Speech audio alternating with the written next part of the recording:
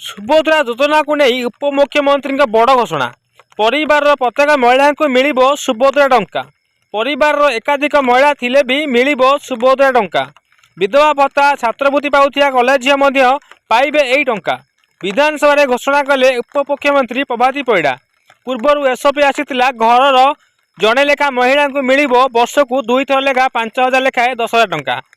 बर्तमान आज आसी विधानसभा घोषणा कले उपमुख्यमंत्री प्रभाती परिडा जे कि सुभद्रा योजना को नहीं बड़ घोषणा। परिवार प्रत्येक महिला को मिल यही टंका। परिवार एकाधिक महिला थिले भी मिल सुभद्रा टंका। विधवा भत्ता छात्रवृत्ति पाउता कॉलेज झियो पाइबे एही टंका जहाँकि विधानसभा घोषणा कर उपमुख्यमंत्री प्रभाती परिडा। प्रभाती परिडा कहते जो माने योग्य समस्त महिला को मिल यही 50,000 टंका लेखा।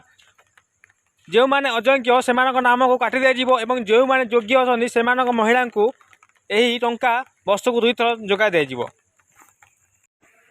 परिवार प्रत्येक महिला को मिल यही टंका।